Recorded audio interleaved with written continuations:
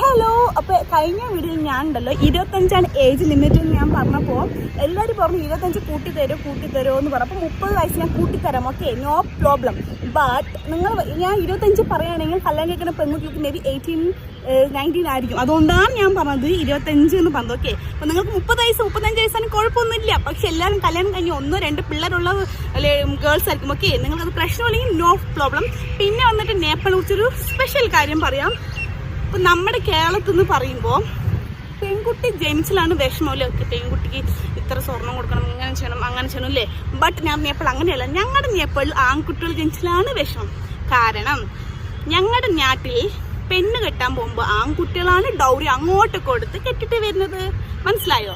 അപ്പോൾ നമ്മൾ എവിടെ പറഞ്ഞ പോലെ നിങ്ങളുടെ മക്കൾക്ക് എന്താ വെച്ച് നിങ്ങൾ ചെയ്തോളൂ പറയില്ല, അതേപോലെ അവരും പറയും നിങ്ങൾ കെട്ടാൻ പോണ പെണ്ണി നിങ്ങൾ എന്താ വെച്ച് ചെയ്ത് കൊടുത്തോളൂ എന്നാണ് പറയും, ഓക്കെ. അപ്പം പിന്നെ ഒന്ന് ഡൗറി